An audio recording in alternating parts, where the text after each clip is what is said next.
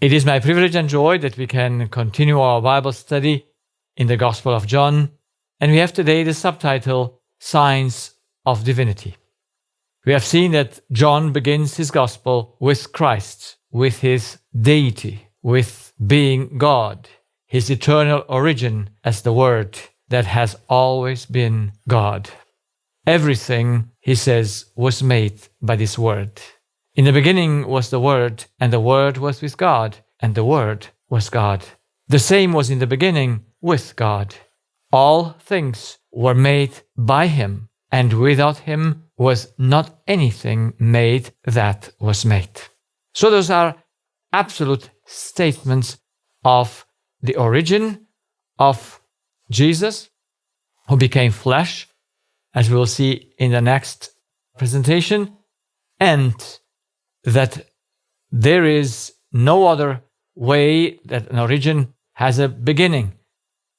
A cause has no beginning. It is without it. But out of it, all things come out. So John begins with the beginning. And then he will speak about the effects of those things, because it's about creation. So, due to the functional design of all elements, as we have seen last time, and we will repeat, everything is in the function of a channel. It must have an entrance and an exit, and it takes in order to give. We know that law, and according to this functional design, the function can only be if all elements work in a circuit. Otherwise, function is not possible. So the circuit is most important to be understood. And then, this requires a feeding of these channels at the beginning of the circuit and the closing of the circuit at the same point. That is the cause. That's why God is a circle. He is the beginning, and as He is the one that feeds all channels, that He created all things, all must also finish in Him. Because where a channel starts, there it also finishes. If it's in a circuit, cannot be different. This is why it is important to know the basics of function. Then, due to the fact that there are beings, like humans, animals, who require basic needs for their existence, which are not of a physical nature: love, justice, freedom, security. There must be more than matter. There must be channels that are not made of chemical substances, namely spirits. There is no other way they could work with spiritual things if there would not be an element, an entity that can handle spiritual things, because the physical does not handle spiritual things. Due to the fact that chemistry cannot control or manage itself, and ideas, that is, immaterial thoughts, can control them and use them, like we use our body, our hands, or we use anything chemical and make a book out of it and write on it. So we use those elements. It is evident that spirits must have existed before matter, because they control matter. So the spirit comes before matter because he controls it. Chemistry has no control over itself. It is only a reaction. It can only react. So John thus describes correctly that in the beginning was the Word, and the Word was with God, and the Word was God. So it's about a spiritual information. It's about the Spirit. The same was in the beginning with God. Now these Bible verses might confuse many people if we don't have an understanding of the law. But, however, we cannot grasp divinity. How can we do that? We have no measure for that. But we can understand what he wants to say in the whole context. And so from the whole context, we know, John wants to explain us the beginning and what it has to do with us today. So the Word, or God, or a spirit, or a person, was in the beginning. All things were made by him, and without him was not anything made that was made. So everything is created by His Word. And so if everything is created by the Word, then that's why we can call that what creates by words, Word. Even though that what speaks is not the Word or the information itself. But an information cannot come from another being than a spirit. Spiritual information. So the Bible begins with the words. In the beginning, God created the heaven and the earth was without form and void. Could even say was non-existent. And darkness was upon the face of the deep.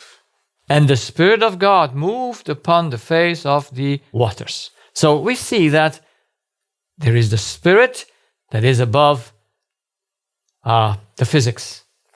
And this is who speaks. And God said, "Let there be light." And there was light. So, in the beginning, everything is darkness. And the first thing God creates, so to say, it's a physical thing, is light. And light was there. Then He separates the light from the darkness. And God saw the light, that it was good, and God divided the light from the darkness. And God called the light day, and the darkness He called night. And the evening and the morning were the first day. So we find those things in Genesis chapter 1, just at the beginning of the Bible. So here we see that, and we will come back to understand what the Bible means by light and by darkness from a spiritual perspective. Because this is the physical perspective. But it's not about the physical in the Gospel of John, as we will see. These physical things are just used as a picture for that what He wants to communicate on spiritual information. So John continues writing in John 1:4, "In Him was life, and the life was the light of men. And the light shineth in darkness, and the darkness comprehended it not." So we'll see that the whole Gospel of John has something to say about light and of darkness. And that's why we have to define what is one and what is the other. So first, let's see. In Him was life. God created by His Word life, matter, and life. So the fishes, the birds, the animals of the earth, and at the end also man and his wife. So He is the one that only has life. Life only exists in God. There is no way that any creature can possess life or do life. We have clarity on this. What can a creature certainly not do? It cannot create life. Whatever humans do, of course, they would like to create life. They think life is like a computer. Well, life might function in the plants like in a computer, but life is not a, so to say, just a working system. It's not the, how to say, the program. No, the program is physical. Who can create life except God? No one. Well, some people may say, well, we can. Well, prove it. When that ever humans being able to create life? They cannot even create matter. Even matter is not under our possibility to create. We can do something with matter, and we can do great things out of the matter, of these pieces that we have to our disposition. But to create matter, we cannot do. We are just channels. We use those things doing nice things. But we never create and cannot create matter. And that's proven because show one human that created matter, or that matter can create itself. All those things. are excluded by law, because creation is only in the hand of a God, of a all-governing spirit. He could speak, and it was. That's why we need to see our limits. We cannot create matter. We are limited as channels to only implement what is already there. More we cannot do. But that's a lot that we can do, in that we cannot create matter and we cannot create life. Oh yes, humans intervene and they want to change the genes, and they manipulate almost everything. But it's manipulation. It's not creation. It's destroying everything that is try to make it better.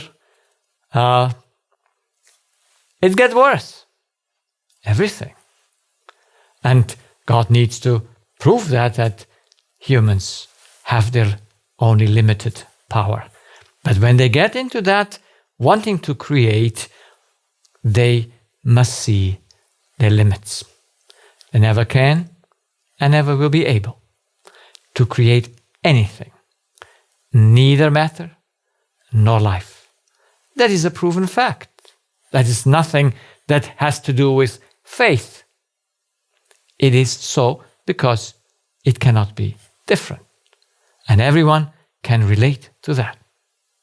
No one ever created life, and no one ever created matter except God. This is why John is very clear. In him was life, because there is no other way. There is no else life. And the life was the light of man. Now he comes and gives us a definition what he means by light. Light is the life of men. And the light shineth in darkness, and the darkness comprehended not. So that's why the question is, what does it mean? In him was life, and the life was the light of man. So here we have humanity, and in God was the life and the light of man. So where is the light or the darkness of man? Because it's about men. The gospel is not about the animals, it's about us as humans. So when it speaks about darkness, where is that darkness? And that darkness is not outside in nature. It's inside the spirit of man, in his heart. There is darkness. So now we understand when he says the light is life, then inside of man must be death. That means inexistence. Because where is death, there is no existence. So if he is the one that has the life, he comes, and if the light is the life of men, then he comes to give men life. But obviously, if he comes to give them life, they must be in a death position, in darkness. Because darkness is to be death. And then life is also the truth, because it's about a spiritual issue, about an identity of man. Then obviously the opposite of the truth is the lie. It's the lie about ourselves that is within us. That's why it says Jesus is the truth, because the light is the truth, it's the life. They're synonyms. Because where there is truth, there is life. Where there is the lie, there is death in existence. Then where is light, there is vision, that is, you can see. It's about the spirit of man, that he's able to see. What shall he see? Well, he first needs to see who he is in order to then evaluate those things externally correctly. Evidently then, the one that is in darkness is blind. So blindness is the opposite of those who see. Then there's also the idea of freedom. Where there is light, there is freedom. Where there is no light, where there is darkness, there is prisonership. So we could continue the list of synonyms. What is light and darkness? But John starts with life. Life was the light of man. So it's about us. And evidently life must have a place where it exists. And that life exists in the spirit. It's not in the body. When God created man, he breath in his nostrils, the breath of life. So in that breath of life was life. And that breath of life became a spirit, in which inside is life. Because when someone dies, he gives up his spirit. So then life is over. So life cannot be in the human and in the animals in their body. Because in the moment there is a separation, they're dead. Jesus died on the cross, giving up his spirit. Disconnecting the spirit from the body means life is over. So life is just in the inside of man, in his heart. That's why Solomon wrote, "Keep thy heart with all diligence, because out of it are the issues of life." So life has a seed. Yes, it comes from God, but God put it in the spirit. Jesus says in John 6, "My words are light and are spirit." Our life and our spirit. So it's the same thing. My words are life and they are spirit. So there is no life in something, in the human being, that is not connected to the spirit. And since it's for us, then we have to see, okay, darkness must be in the spirit, death must be in the spirit. And how does that work? So John says, "And the light shineth in darkness, and the darkness comprehended it not." So, since Adam's self-deception, humans are in darkness. They have no light in them because they are dead. They are in a state where they can come out of death, but they are dead. There's no life in them. They are in their self-deception, in their prisonership. There is nothing that is there in them when they are self-deceived. And they're blind to themselves. They don't know themselves.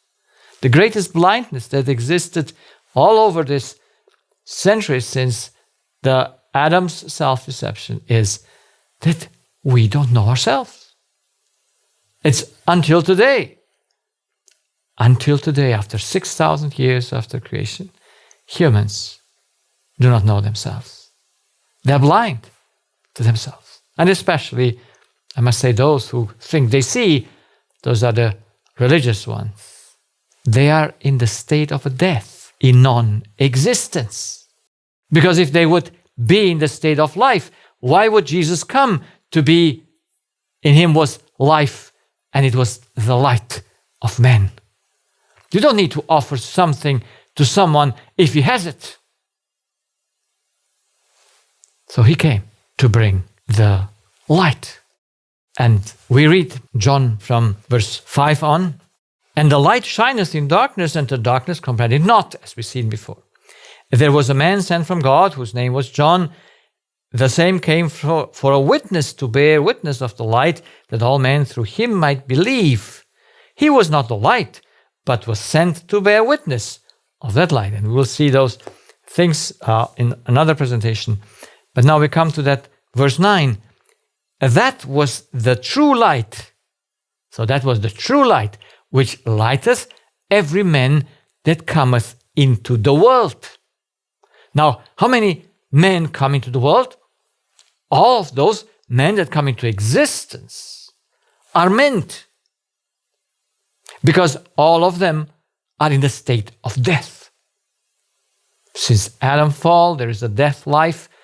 We are just living by grace in order to get again to life. So, that was the true light, which lighteth every man that cometh into the world. So that means every human being that is born in this world Jesus comes to enlighten him. He was in the world, and the world was made by him, and the world knew him not. So we will see next time how he became flesh, because John says he became flesh. But he came unto his own, and his own received him not. That's why he came as a human. He put his divinity, he clothed his divinity with humanity. And he came. But the darkness did not receive him. And John is more specific. He was in the world. Where? He was among us, where all we live. And the world was made by him. That's amazing. He made it, and the world knew him not. That is, they did not see him. They did not want to know him. And he came unto his own, and his own received him not. But there are a few that receive him, and we will see that in another part. We just want to see the state where we are starting from. So the world is in darkness because the heart of all people are separated from God. They have no access to God because they live in a self-deception. Now, how many blind people do we have in the world? Obviously all. So we see that Nicodemus was a blind man. He was not blind physically because it is not about the blind physical. It is about the spiritual blind that Jesus came. Because how many were in the world that were blind? He says every man. So every man is blind if he is the light for the world, for every human being. And he came to enlighten everyone. And John goes through many people and shows us their blindness. Nicodemus was a leader in Israel. He should know how things work, but he was totally ignorant. Totally ignorant. And Jesus had to reprove him and says, you are a leader in Israel and you don't know. You don't know the earthly thing. How will you perceive when I tell you about the heavenly ones? And then he says in verse 19, and this is the condemnation, that light is come into the world, and men loved darkness rather than light, because their deeds were evil. For everyone that doth evil hateth the light. This is why people reject the gospel. And it's especially the religious ones, the Christians ones, they reject the gospel. I would have never thought. They believe they have it. No, they are totally in darkness, like the Jewish people in the time of Jesus. They thought they are the light of the world. They were not. They were in a complete dark state. Like Laodicea is the same. They were blind to themselves, and they reject the light because they love evil. This is my only explanation why religious people would reject the good news about health, about how we can be free from our disease by becoming free from our self-deception. For everyone that does evil hateth the light. They hated Jesus. They put him to the cross because it says here, neither cometh to the light, lest his deeds should be reproved. So you don't want to see your own self. See, some patients are quite amazed when I try to explain to them where the disease is coming from, and then they see that their body reveals something from their heart state within them that they would want to conceal, that they would want to not be seen. But it's there, the body reveals it. So, but he that does truth cometh to the light, that his deeds may be made manifest, that they are wrought in God. So, light and darkness, blind Nicodemus, the blind Samaritan woman, we will speak about her later, the blind man at Bethesda. He was a cripple, but he was blind. He wanted to be saved by the work of others. He wanted to be saved by a miracle, not by his own action, that he only can become free. And then the blind Pharisees in John 5, that they condemned Jesus, and Jesus says, you read the Bible, but you're blind because you don't receive me, you don't know me. And then, of course, we have the blind people in Capernaum in chapter 6 of John. They don't see the light. They reject Jesus, and there are thousands of them. And then, of course, we have the man born blind in chapter 9. You see, some people come and say, well, you see, the man born blind in chapter 9, who sinned? And they think that Jesus was speaking about a physical state. No, the disciples might have asked because of the physical state of this blind man, but Jesus says, neither has this man sinned nor his parents, but that the works of God should be made manifest in him. So none of us is accused that we have this state by our birth. Neither our parents nor us. It comes from Adam. I must work the works of him that sent me while it is day. And here comes again the idea of day and night. Light and darkness. The night cometh when no man can work. There's death in the darkness. As long as I am in the world, I am the light of the world. Jesus came to enlighten the physical born blind. Is the whole chapter about the physical state? No. He just uses the physical state to explain the spiritual one. And the blind Christians of today are reading it and remain blind. What a terrible thing. To believe that the issue of men is not in his heart. To think that disease is not the result of blindness, of one's own blindness. It is a terrible blindness today. But God shineth his light still. And he wants to send us, like he sent John, to enlighten the world for the last time. That means globally. And when everyone will receive or reject the light, then these earthly issues are over. Because then everyone could take his decisions and be either on one side or the other. So, where are you? Do you understand yourself? Where is your state? And do you want to come from darkness to light, from death to life? This is our only choice. That we were born in blindness, there is no accusation. Jesus says, if you were blind, you would have no sin, in John 9:41.